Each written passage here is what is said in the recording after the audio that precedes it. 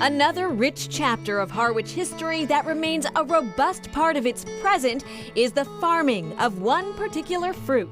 The cranberry industry is important to Harwich. It was basically developed and started here. Cranberries go all the way back to before Europeans even came here. The Wampanoag, the other tribes, would use cranberries in their cooking. Eventually, the settlers found ways to grow cranberries on a larger scale, but they couldn't do it on their own.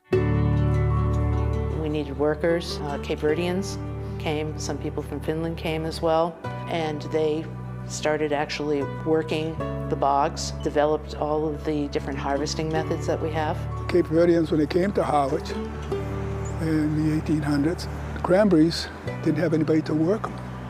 The Cape Verdeans knew how to labor. They knew how to work in a farm. Albert Ranios' family emigrated from Cape Verde to Cape Cod, where they ran a cranberry farm. My duty was to get up in the morning, bring in the water from the pump outside. Then, if we had to take a bath or wash, they had to heat the water on the stove. Now 91 years old, Ranios still remembers what it was like when new tools were introduced to the trade. The local farmers used, and the companies that bought the berries, hey, he's got 4 times as much berries. Like my great-grandmother at 104. She'd bend down, snap it, pick it up, and dump it in a bucket.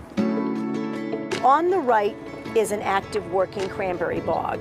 And these plants here have been here well over 100 years. Some of the shrubs at Andrea and Leo Kakunis' Harwich farm have roots that are more than a century old. These can grow 6 feet in length. The pair grew up in Saugus and moved here more than 2 decades ago after they got married.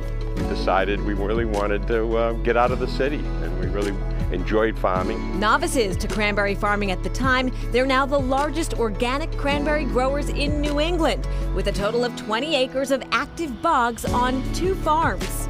Our cranberry bog has 4 layers. It is clay, gravel, peat, and sand.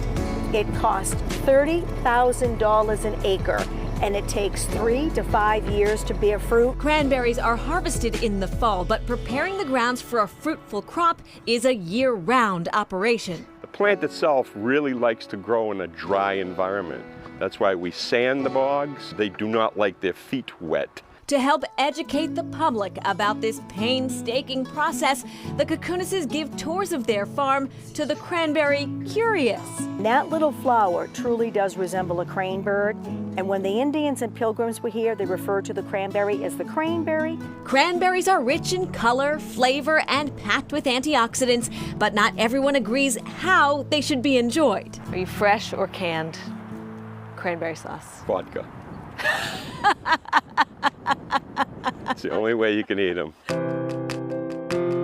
A mile and a half southeast, as the crow flies, is another Harwich farm with a serene scent and a familiar face. The biggest draw is the fresh lavender because it's nowhere else. Chronicle visited the Cape Cod Lavender Farm back in 2000. Today, owner Cynthia Sutphin is celebrating her 28th harvest. I've been very fortunate because my work is just such a pleasure. Sutphin loved to garden and wanted a job that enabled her to stay home with her kids. She chose lavender because it wasn't a popular plant. It was always your grandmother's favorite plant.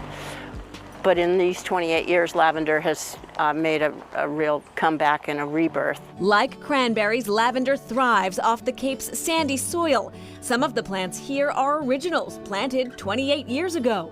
The only thing that is not just sort of conducive to lavender growth is the acidic soil.